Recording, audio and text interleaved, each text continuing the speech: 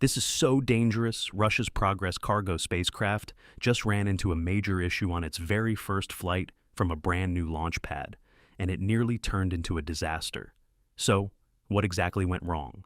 Let's take a closer look. Wow, Russia has just completed what they're calling a new launch pad, but it's actually still located at the same old Site 31, the only operational launch complex for Soyuz. And the reason it's considered new isn't just a surface-level refurbishment. This was closer to a full-scale rebirth of the most critical infrastructure. Roscosmos treated and reapplied anti-corrosion coatings across more than 2,350 square meters of load-bearing steel structures. They completely replaced the anchoring mechanisms that secure the service tower. And just as importantly, they recalibrated the entire remote control electronics system to ensure precise attitude control during the countdown phase. But that's not all. One of the most complex operations involved assembling massive modules over 19 meters long, then carefully lowering them through a circular opening in the pad using specialized cranes, effectively reconstructing key operational systems beneath the launch platform itself. And because this was such a major overhaul, it obviously needed a real-world test. But instead of a simple trial, Russia went all in. They launched the Progress MS-33 cargo spacecraft on March 22nd. Not just to validate the new pad, but also to urgently deliver more than 2.5 tons of supplies, including food, fuel, oxygen, and essential equipment to the Expedition 74 crew aboard the ISS. And just as many had anticipated, something did go wrong. But interestingly, it had nothing to do with the launch pad. About 40 minutes after separating from the Soyuz 2.1, a Rocket 1, of the two Kurs antennas critical for automated docking suddenly failed to deploy.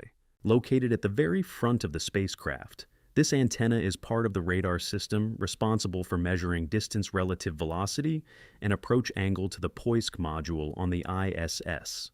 Without it, the spacecraft is essentially blind.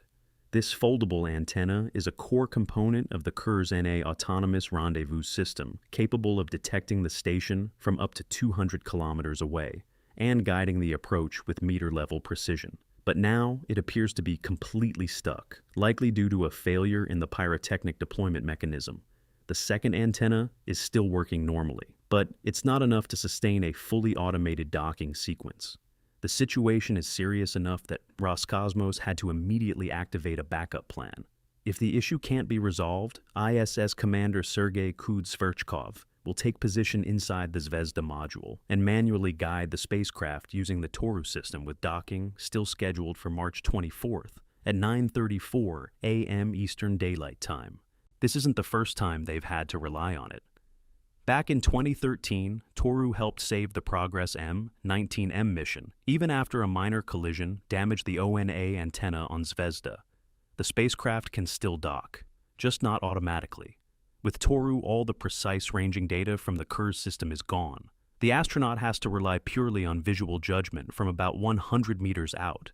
And at that distance, even a tiny error of just 1 centimeter per second can be enough to ruin the entire mission, pushing the risk of collision at orbital speeds of 28,000 kilometers per hour up by as much as 4 times. Right now, it's still too early to say exactly how this will play out. Progress is set to dock in just a few hours as you're watching this video, so don't forget to hit subscribe to stay updated on what happens next, and just how intense this docking sequence is going to get. The Kurs antenna issue on Progress MS-33 today has once again reignited a long-standing debate about the growing gap between Russian and Western space technology. The Progress cargo spacecraft dates all the way back to 1978. It has served for more than 45 years, completing hundreds of resupply missions to space stations from Salyut to Mir and now the ISS. It's a reliable workhorse, simple, tough, and proven. But at the same time, it clearly carries the DNA of an older analog-era design. And that aging core has been showing signs of strain. Back in 2021, a similar antenna problem occurred after it was damaged during launch, likely from contact with the Soyuz payload fairing. That incident led to a serious deviation in trajectory, forcing cosmonaut Sergei Ryzhikov to perform a fully manual docking. Now compare that to the other side. SpaceX's Cargo Dragon 2 represents an entirely different generation. It has never faced antenna-related failures because it doesn't rely on that kind of hardware in the first place. Instead, it uses a fully automated docking system built on modern technologies like LiDAR long-range cameras, thermal sensors, and advanced computer vision software, rather than depending on mechanical radar antennas like Russia's Ki-Ors system. Dragon essentially sees its way to the station. It calculates distance, velocity, and approach angle in real time with multiple layers of redundancy built in. And if something does go wrong, it's usually not what you'd expect. Back in 2021, during the Inspiration 4 mission, a urine tube came loose or wasn't properly sealed. Instead of flowing into the storage tank, waste leaked beneath the floor of the spacecraft. The crew, including Jared Isaacman, had to deal with it mid-flight. Of course, Progress and Soyuz never run into that kind of issue because, well, they don't have a bathroom to begin with. Progress, often described as a loyal workhorse, has completed hundreds of reliable missions from the Salyut era all the way to the ISS. But it comes with one major limitation: it is not reusable. A typical vehicle like Progress MS-94 is about 7.2 meters long, with a diameter of 2.72 meters and a dry mass of around 7,150 kilograms. In terms of size, you can think of it as something close to a small delivery truck, and yet it can only carry about 2,230 kilograms of pressurized cargo inside a volume of 7.6 cubic meters, roughly equivalent to the cargo space of 3 large SUVs. And once the mission is done, it brings nothing back. The spacecraft burns up during re-entry. It launches on a Soyuz 2.1, a rocket used just once, and operates with a power output of around 700 watts, just enough for basic onboard systems. Structurally, Progress. MS uses a simple cylindrical design, about 6 meters long, divided into a pressurized cargo section, where food and propellant tanks like N2, O4, NUD, MH are stored, and a service module equipped with RCS thrusters. There is no separate trunk section, like you would find on Dragon. Now compare that to Cargo Dragon 2. It is clearly in a different league. The spacecraft is about 8.1 meters long, 4 meters in diameter, and has a mass of around 6,400 kilograms. It can carry 3,307 kilograms of pressurized cargo, plus another 2,507 kilograms of unpressurized payload in its large trunk section. The pressurized volume is 9.3 cubic meters, while the trunk offers up to 37 cubic meters of additional space, enough for satellites or oversized cargo. Dragon can also bring back up to 3,000 kilograms of cargo to Earth, and it docks automatically using a CBM-compatible system. Even more importantly, it flies on the Falcon 9, a rocket that can be reused over 30 times. That turns each mission into something closer to a space taxi, cutting costs by roughly 50% compared to a single Progress launch, which is estimated to reach up to $300 million. And that's exactly why NASA relies on it so heavily. In 2025, when Elon Musk publicly threatened to stop using Dragon during a dispute with Donald Trump, it immediately raised concerns. NASA had very limited backup options. They could be forced to depend almost entirely on Russia, whose systems are not only more expensive, but also aging. And not long ago, even their launch pad ran into issues. At the same time, Dragon itself is a limited fleet. SpaceX currently operates 5 spacecraft: Endeavour, Resilience, Endurance, Freedom, and the newest one, Grace. Initially, each capsule was certified for 5 flights. After that, it would be retired. But now, SpaceX and NASA are working to extend that certification to between 10 and 15 missions per vehicle.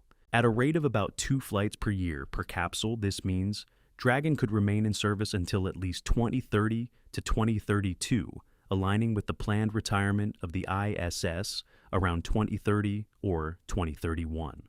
After that, Dragon is expected to transition to commercial space stations like Axiom Vast or Starlab, and could continue flying for years if the higher flight limits are approved.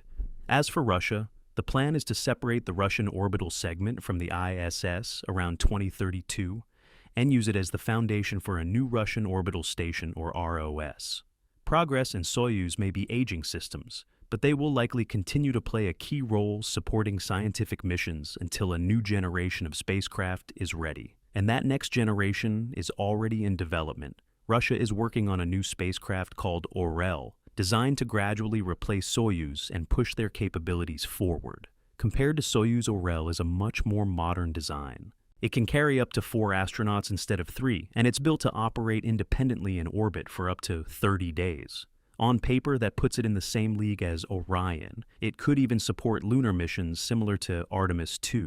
Whether that's a true technological leap or partly a way to showcase capability is still up for debate, especially since the program has been moving slower than originally planned. To get a clearer picture, let's put it side by side with Orion. In terms of crew capacity, Orel is designed to carry 4 astronauts, with some variants aiming for up to 6, while Orion also carries 4. The habitable volume inside Orel is around 18 cubic meters. Orion offers slightly more pressurized volume, about 690 cubic feet overall, with living space roughly 30% more comfortable than Apollo. When it comes to mass and launch systems, Orel weighs between 17,000 and 21,000 kilograms, depending on the mission profile, whether low Earth orbit or lunar. It will launch on the Angara A5 from Vostokny. Orion is significantly heavier, around 35,000 kilograms, at launch with the Space Launch System, and it is specifically designed for EN's Super Heavy Lift rocket, giving it stronger capability for deep space missions. When it comes to technology and reusability, Orel is moving toward partial reuse, especially with a future cargo variant intended to replace Progress. It's designed to use the APAS or IDS docking system for international compatibility, and it's expected to feature a heat shield capable of handling lunar return speeds of around 11.2 kilometers per second. Orion, however, still stands out with more advanced systems. It comes equipped with a modern life support system, dual redundant onboard computers, a small galley for food preparation, and a fully functional toilet. Its heat shield has already been proven during the Artemis I mission. As of March 2026, Orel is still in the manufacturing and ground testing phase. Both its first uncrewed and crewed flights are currently targeted for 2028, while uncrewed missions around the Moon could happen in the early 2030s.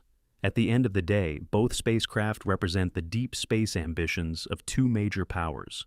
But, right now, Orion is clearly ahead. It has greater maturity real flight experience and is ready to fly as soon as this year. Orel, on the other hand, is still working to catch up with a promising design that has yet to be proven.